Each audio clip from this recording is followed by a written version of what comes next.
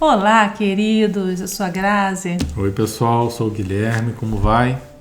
Mais uma vez aqui para um bate-papo no canal Gratidão e Graça. Espero que você esteja aí conosco, se aproveitando, os vídeos, porque nós fazemos com muito carinho. A gente doa esse tempo aqui porque a gente acredita que o Senhor fala conosco, nos ajuda e também pode ajudar você. E hoje a gente vai falar que Jesus cura a sua dor. Às vezes nós passamos por dores na nossa vida que a gente não encontra um remédio, a gente não encontra ajuda em ninguém, mas existe um Deus que pode nos ajudar. E Ele prova o seu poder e prova o seu amor por nós, quando enviou o seu Filho para morrer na cruz por nós, por amor a nós. Lá em Romanos 5:8 nos fala assim, mas Deus prova o seu amor para conosco, em que Cristo morreu por nós, sendo nós ainda pecadores. Morrer por um justo. A gente pode morrer por um justo, que é o Senhor, mas Ele morreu por todos, pecadores, sendo inocente, sendo justo, não tendo pecado, sendo filho do Rei, filho do Deus Altíssimo. Ele morreu por cada um de nós. Como duvidar desse amor, né? E é nesse momento de dor que a gente tem que entender que nós temos um Pai amoroso, cuidadoso, que morreu por nós e que não nos abandona, Ele não nos deixa nenhum segundo. Ele está sempre conosco. Nós podemos nos afastar dele, mas Ele não se afasta de nós. Ele está sempre conosco. Ele quer cuidar de nós. Mas existe uma opção, porque o Senhor não invade a nossa vida. Nós temos que dizer sim para Ele. Lá em Mateus 11:28, nos fala inclusive assim, vinde a mim. Ele nos convida, todos os que estáis cansados e oprimidos, e eu vos aliviarei. Eu costumo dizer que quando a gente passa por uma dor profunda, existem algumas portas que se abrem para nós. E nessas portas nós encontramos depressão, dores físicas, dores emocionais diversas, não só depressão, como síndrome do pânico, os diversos traumas.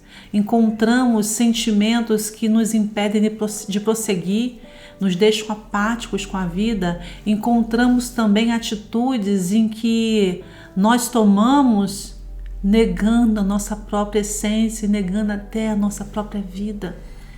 Quantas vezes uma dor profunda nos causa um sentimento, aí nós vemos tantas vezes aí, inclusive na própria juventude, de pessoas tirando a sua vida porque não suportam o tamanho da dor. Mas na verdade, aí há algo que não se vê, porque em toda dor Deus abre uma porta e Ele fala assim, vem para mim. E isso é provado aqui em Mateus 11:28, quando Ele nos convida, vinde a mim, você que está cansado, você que está oprimido, você que está sobrecarregado, porque eu tenho alívio para você. Mas o grande problema é que nós, às vezes, não enxergamos essa porta, ou muitas vezes nós não acreditamos nessa porta. Quando a gente fala de dor, quando você fala de uma dor física, é muito mais fácil você reconhecer, minha cabeça dói, minha barriga dói, vou tomar um remédio, vou resolver. E a dor, essa palavrinha aí, de 3 letras, ela vai muito além disso. Existem dores que a gente, às vezes, nem sabe que está sentindo. A gente sente que não está bem, mas você não sabe nem identificar de onde vem. E é o que você estava falando aí dessas dores emocionais, dessas coisas que mexem com a nossa emoção, que mexem com o nosso humor, que mexem até com a forma com que a gente enxerga a vida. Porque tem muito isso também. Você acorda naquele dia, você está mais, assim, não está bem humorado, está mal humorado, um probleminha, uma coisinha que aconteceu vira um problemão. E Deus, Ele quer aliviar a nossa dor, Ele quer olhar para nós, Ele quer que a gente enxergue que a dor, tem até um termo que usa muito nos negócios, que é crescer dói. Crescer dói, porque ao crescer, processo de crescimento, e aqui eu estou falando de crescimento espiritual, ele passa por determinadas fases em que você tem que passar por sofrimento, porque você ganha experiência com aquilo ali, né? Então, quando a gente fala de que crescer dói, significa que aquela dor ali, ela está fazendo com que você, de alguma forma, tenha mais comunhão com Deus, porque se você parar até para pensar, quais são os momentos que você está mais próximo de Deus?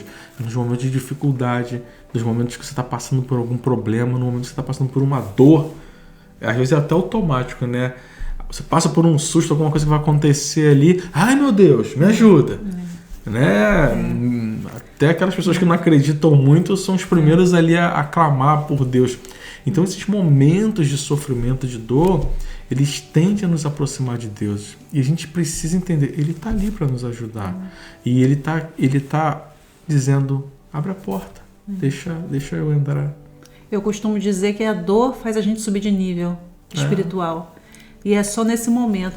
E aí o que é interessante aqui que a gente pode tirar é que não se trata de nós. Porque quando a gente fala assim, eu não consigo, eu não posso, está insuportável.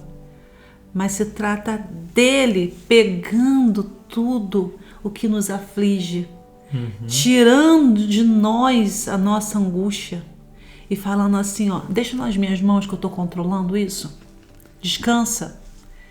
Porque não cai uma folha da árvore se Deus não permitir.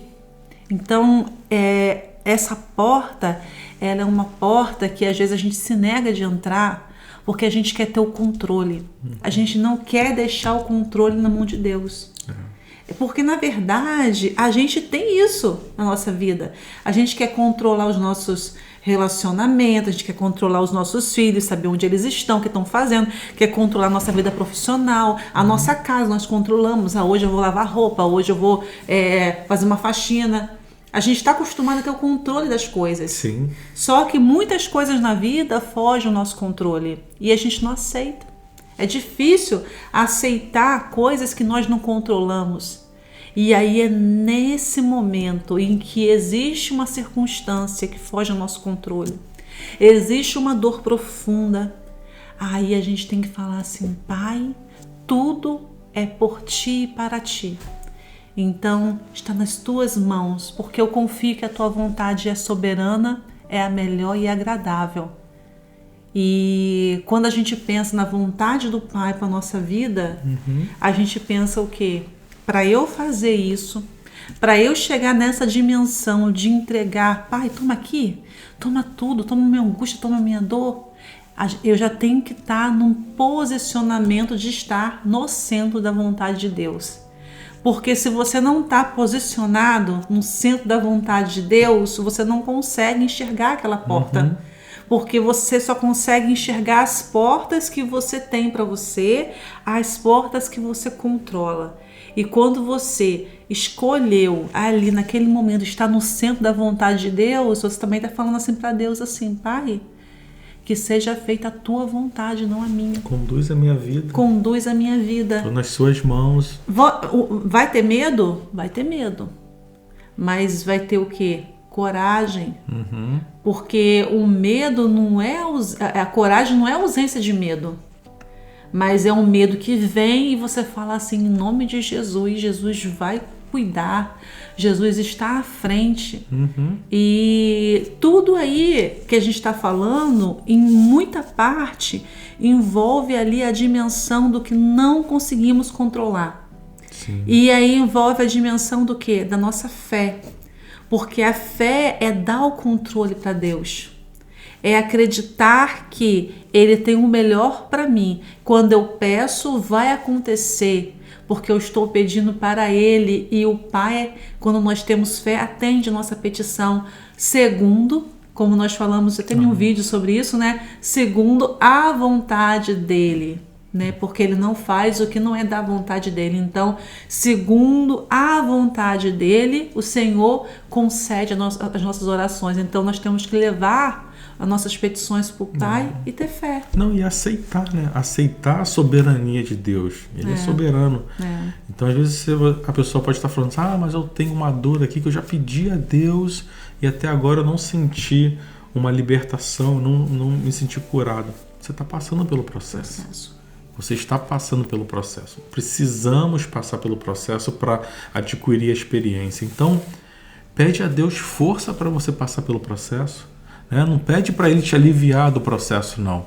A gente precisa pedir a Deus para ter força, coragem, resignação para seguir em frente com Ele. Porque quando você vencer essa dor, seja ela física ou emocional, lá na frente você vai olhar para trás e se sentir vitorioso e falar: Deus me ajudou. E você vai estar num relacionamento mais perto dele, porque primeiro ele trabalha em nós para que ele possa depois trabalhar através de nós. Então aquela experiência, aquela dor vai servir para quê? Para uma outra pessoa que talvez vai se aproximar de você, e quando você olhar para aquela pessoa que ela está passando, você poder falar não de quem acha que pode ajudar, mas você está falando numa posição de quem tem certeza que pode ajudar, porque você pode falar assim: eu já estive nesse lugar aí, eu já estive aonde você está agora, e eu vou te dizer aqui como é que eu saí, o que funcionou para mim. E você pode falar profundamente no coração daquela pessoa, e ela vai olhar: uau, você passou por isso, e hoje você está aqui bem, está de pé, está seguindo. Sim. Então, as coisas de Deus são muito lindas. A gente precisa entender que a gente não pode ficar olhando o nosso eu e reclamando. A gente tem que olhar o nosso Deus e dizer: Deus, faz a tua vontade. Independente da situação que eu estou passando, eu estou feliz, eu estou alegre, eu estou feliz por passar pelo processo, porque eu sei que lá na frente o Senhor tem o melhor para mim. Quantas vezes a gente passa por uma situação muito difícil, a gente chega naquele momento em que é só nós e Deus, e é só Ele que pode nos resgatar. E quando a gente passa por aquilo, a gente se torna uma pessoa diferente. E eu falo que essa diferença não é perante ao mundo, não é, às vezes até nem é perceptível aos homens, mas é no seu interior. Você começa a conhecer mais Deus, você começa a conhecer mais o poder de Deus. E aquilo, como você falou, é naquela área que Deus trabalha na vida de outras pessoas. Porque quando Ele te faz conhecer ali aquele lugar, aí Ele te dá aptidão para falar sobre esse lugar para as outras pessoas. E eu fico pensando que talvez a gente veja aí, né, tenha pessoas assistindo que pensem assim: tá, mas o meu problema não é comigo. O meu problema é com o filho que anda em rebeldia, que anda em caminhos que não são caminhos que Deus e nem eu quero para ele. O meu problema é meu esposo que anda desvirtuado no caminho do Senhor. O meu problema é minha esposa que não anda no caminho do Senhor. Eu quero andar, mas a minha esposa não anda, e a nossa família fica dividida. Tem uma série de circunstâncias aí que a gente pode observar, que não se trata assim de nós, assim, mas de alguém que traz aquele problema para nós. E aí, nesse caso, a gente também tem que entender que a pessoa, particularmente, também vive um processo com Deus. Sim. E aí é nesse ponto em que nós temos o quê? Que ter fé. Não deixar de orar. Quanto mais se você é um pai, você é uma mãe, Deus ouve muito a oração de um pai e de uma mãe. Não desista, Não desista. Mas também entenda que Deus pode estar fazendo um processo na vida daquela pessoa que você ama, do seu esposo, da sua esposa. De repente é o processo. E aí o que a gente faz? A gente ora, porque quando a gente ora, a gente abre as portas para Deus agir naquela vida. Então a gente tem que entregar na mão de Deus. Não é dizer assim: não vou fazer nada porque eu não tenho controle. Não, é falar assim: Deus, age naquela vida, e ter fé, e clamar, e joelho no chão. Mas entendendo que existe também um processo particular que Deus faz na vida de cada um de nós, né? Sim. E bom esse ponto que você trouxe, né, sobre a outra pessoa. A pessoa tem um processo, ela tem que trabalhar aquilo ali, mas Deus está olhando o todo. Ele também está olhando para você. O que você está fazendo para ajudar aquela pessoa, né? Você está desistindo? Imagina se Deus desistisse de Saulo, que depois passou a se chamar Paulo e fez tudo aquilo lá, um dos maiores discípulos lá de Jesus. Imagina se ele desistisse. Então, o nosso papel é continuar trabalhando, pedindo a Deus para agir na vida daquela pessoa. A gente não pode, isso aí não tem jeito, isso aí não vai conseguir, essa dor que ele está sentindo é muito grande. Não existe nunca para Deus, né? Deus é o Deus do impossível, ele pode fazer tudo o que ele quiser. Não existe limites para o poder de Deus. A gente precisa entender isso e agarrar isso para a nossa vida de uma forma real, não como se a gente estivesse lendo a Bíblia como um livro de contos de fada. A Bíblia é um livro real, com histórias reais, experiências reais, e tudo que está aqui na Bíblia, tudo que Deus já fez no passado, ele pode continuar fazendo hoje na nossa vida. A gente precisa tomar posse disso. Relacionamento com Deus, aproximação. Ele quer falar conosco, ele quer nos libertar, ele quer nos ajudar. A dor do outro, talvez você possa ajudar nesse processo de libertação também. E ele faz isso com a gente. Então, a gente precisa primeiramente buscar essa proximidade com Deus, porque quando você está próximo dele, ele vai colocando o Espírito Santo dentro de nós. Aquilo ali traz palavras que muitas vezes você acha, e já aconteceu com a gente, às vezes você falou uma coisa para a pessoa que está passando por um problema, aquilo ali passa, e você acha que não teve nem muita importância. Aí, um belo dia no futuro, aquela pessoa fala, eu lembro até hoje aquilo que você falou para mim, que aquilo ali mudou a minha forma de ver determinadas coisas, aquilo deu um clique dentro de mim, como se eu tivesse mudado a forma de enxergar e sair daquele problema, parei de sofrer. E aí a gente olha assim, nem me lembro o que eu falei para você. Mas então assim, não subestime como Deus usa cada um, né? Como ele quer, do jeito que ele quer. Então a gente precisa deixar ser usado como um vaso na mão de um oleiro, que um vaso formoso, um vaso bonito tá ali, mas ele precisa o quê? Ser cheio. Dando bons testemunhos também, né? E se esse vaso estiver cheio do Espírito, é ele que usa como quer. É quem enche, que você vai falar, é o Senhor, né? É ele que enche. É o Espírito Santo. E o bom testemunho é aquele que você vai olhar e falar assim, tô aprendendo com você. O bom testemunho em casa. Sim. A gente não só clamar, mas a gente no nosso dia a dia dá o bom testemunho de paciência, de paz, do fruto do Espírito, né? Como a gente falou naquele vídeo. Porque isso também faz efeito na vida do outro. Não é fácil, né? Somos carne, erramos, mas isso é um processo diário de proximidade com Deus, de pedir a Deus, me usa, Senhor. Eu quero estar nas tuas mãos.